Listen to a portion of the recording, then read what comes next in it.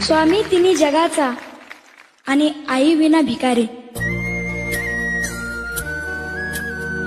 आई आपल्या बाळाला जन्म देते, बोलायला शिकवते, चालायला शिकवते.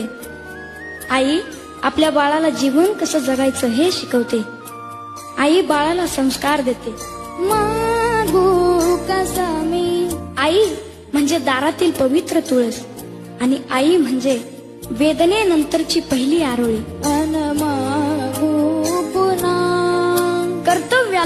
कर्तृत्वाला पूर्ण करीत जी खंबीरपणे उभी राहते ती म्हणजे आई.